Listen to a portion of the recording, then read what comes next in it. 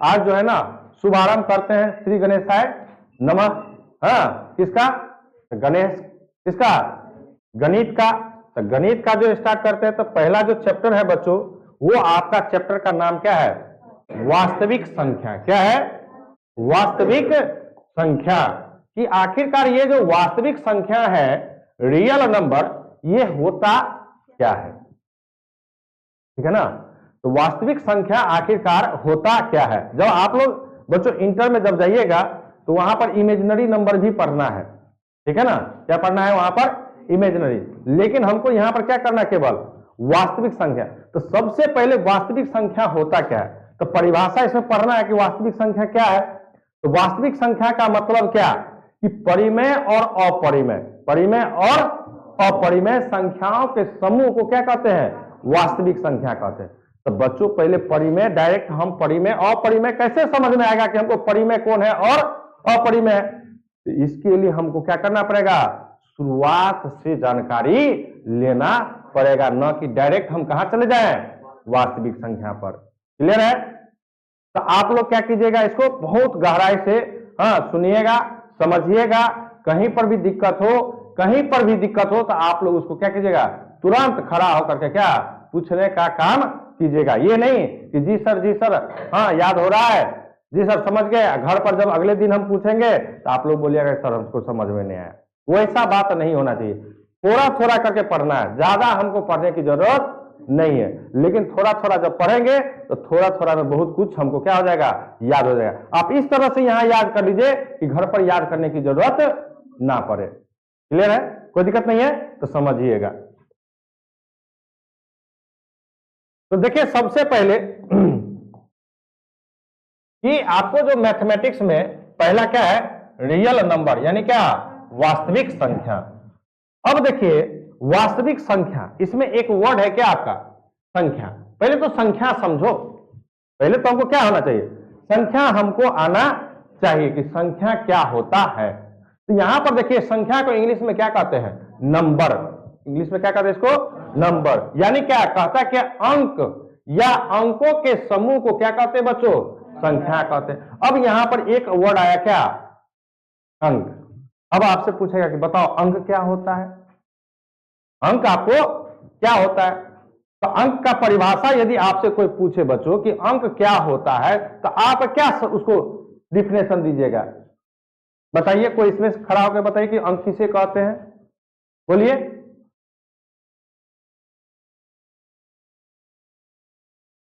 ठीक है, very good.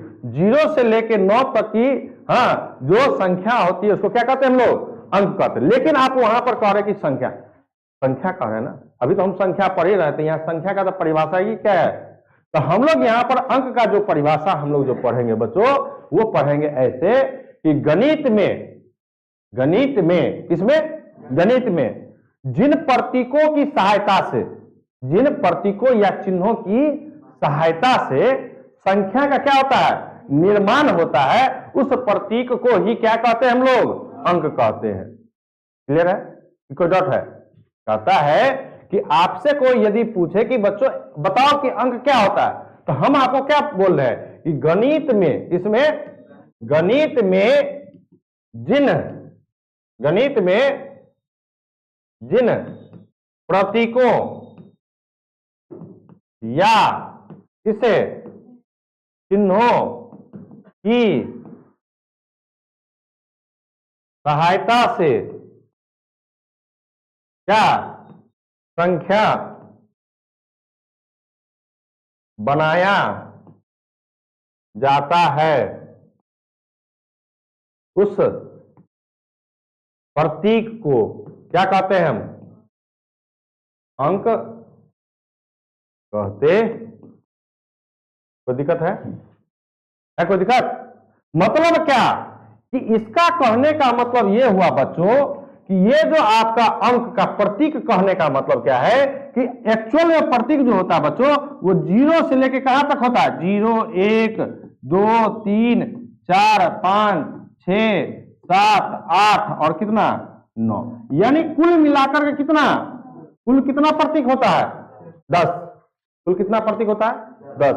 और इन्हीं 10 की सहायता से दुनिया का बड़ा से बड़ा संख्या आप क्या करते हैं, बनाते हैं। कोई बोलेगा कि सर आप 4 लाख मान के चलिए ऐसे बनाइए, कितना हो गया 4,97,300 क्या।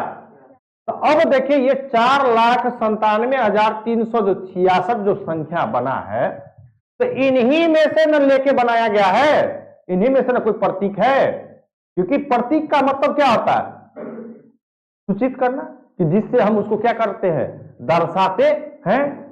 तो आज हम लोग को बचपन से ही ये पढ़ाया जाता है कि 0 ऐसा है, तो हम लोग भी 0 ऐसा ही रखते हैं।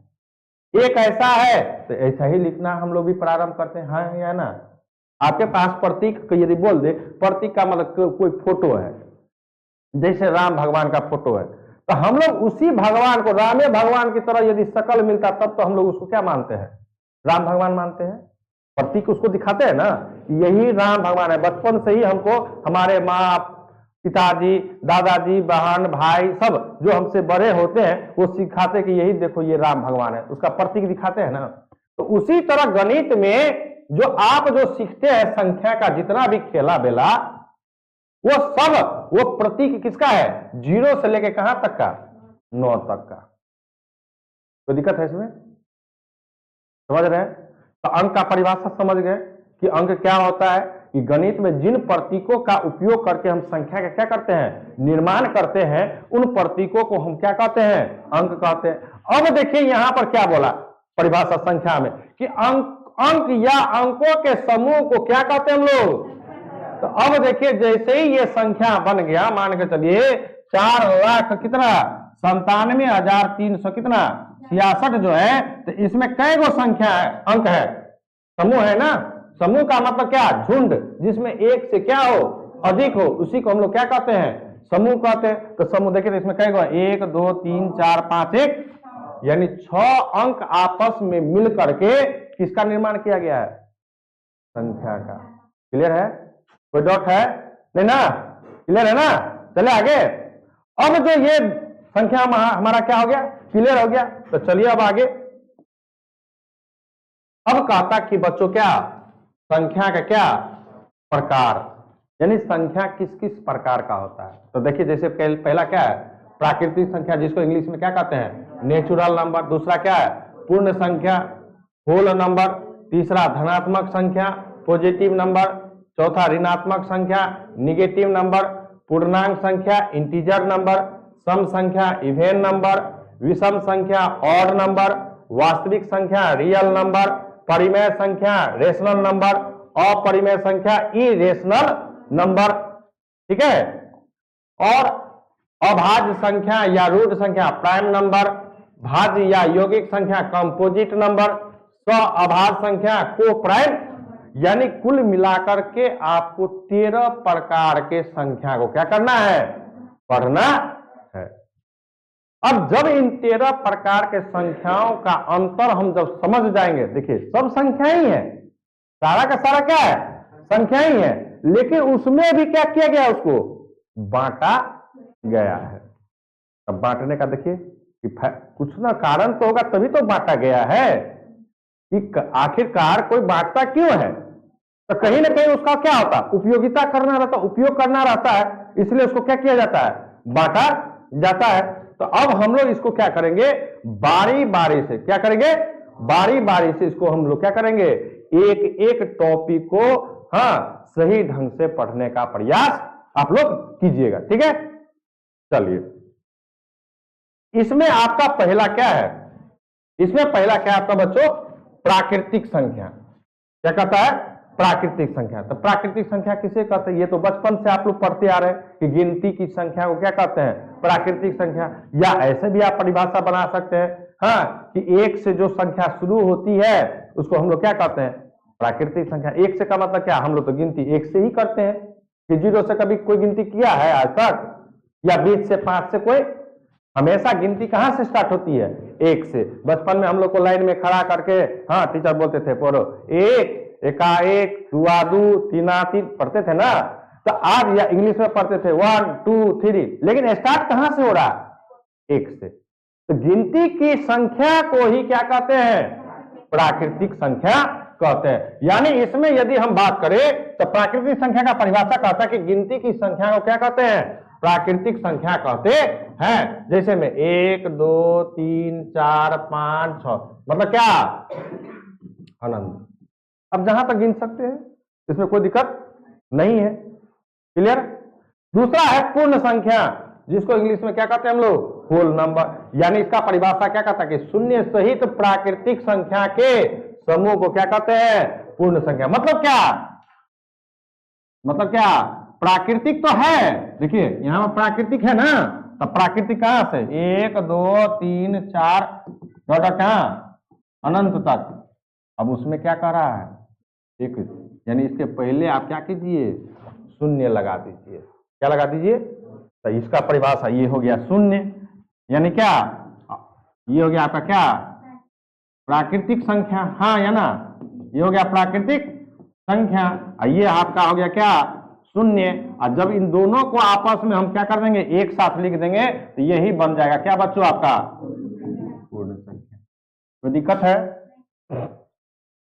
कोई दिक्कत यहाँ पर नहीं ना, तो दिक्कत नहीं है। तो यहाँ पर एक पॉइंट उठता है, आपको दो चीज यहाँ पर ध्यान रखना पड़ेगा, दो पॉइंट। ये पॉइंट आपको नोट में याद रखना पड़ेगा। क्या याद रखना कर पड़ेगा नोट में बच्चों, और ये क्वेश्चन आपके बुक में पूछा गया है। ये क्वेश्चन आपको जो भी हम बता रहे हैं इसी से संबंधित है ऑब्जेक्टिव, इसी से संबंधित ऑब्जेक्टिव है बच्चों। और ये आपको क्या कर रहा है, अभी आपके बुक में पूछा गया क्वेश्चन है। अब देखिएगा, अभी थोड़ा बता देते हैं। तो पहला कहता है, पहला नोट कहता है कि प्राकृतिक संख्या, प्राकृतिक जो संख्या है वो आपका क्या है, पूर्ण संख्या है। दूसरा, पूर्ण संख्या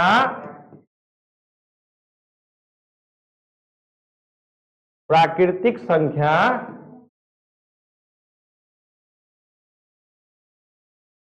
नहीं,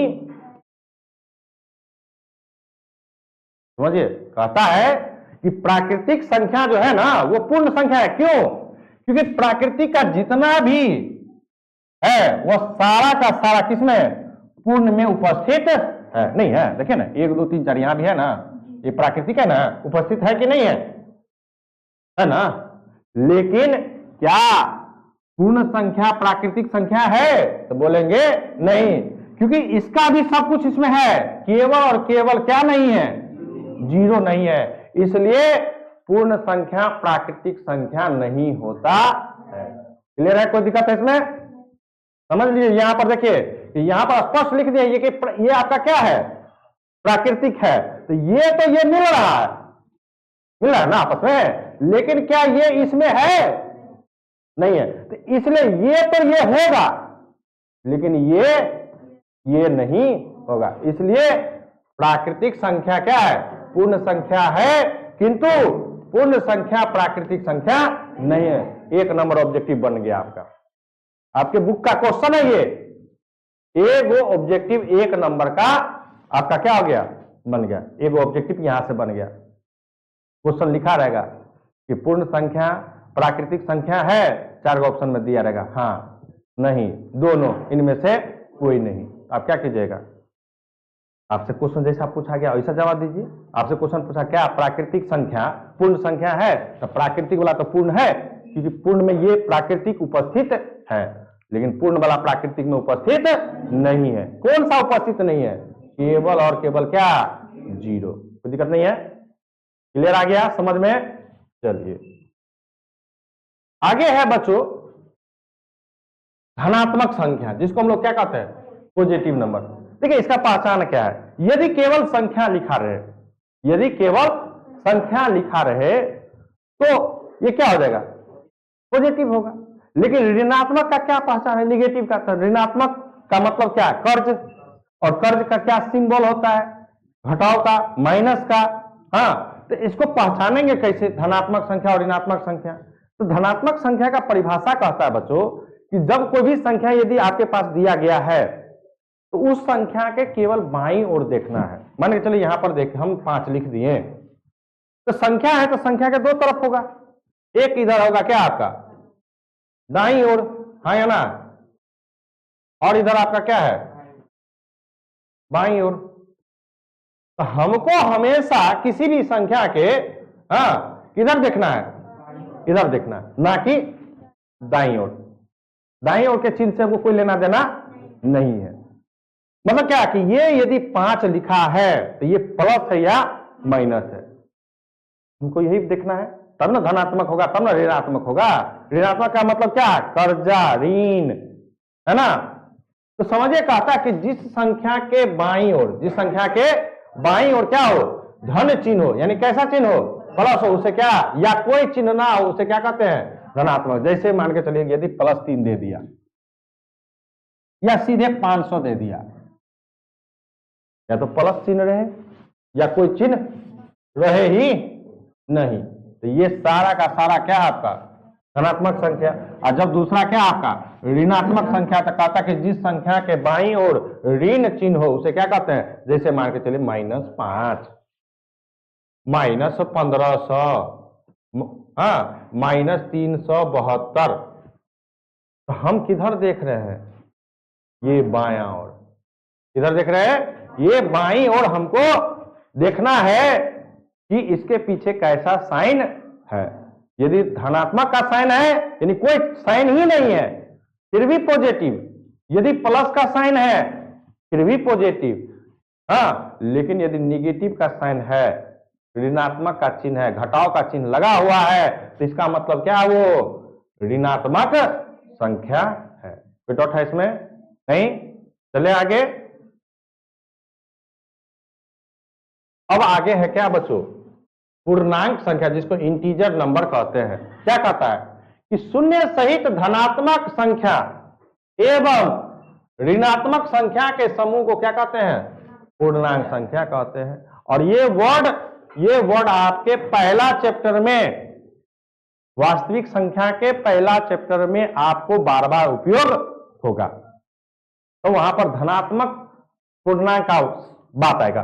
मतलब क्या कि इसमें क्या क्या होना चाहिए, शून्य भी होना चाहिए, ऋणात्मक भी होनी चाहिए और धनात्मक। जैसे में मान के चलिए -2, हाँ, -3, -2, -1, 0, 1, हाँ, 2, 3, 4। अब देखिए तो क्या है, ये आपका क्या है,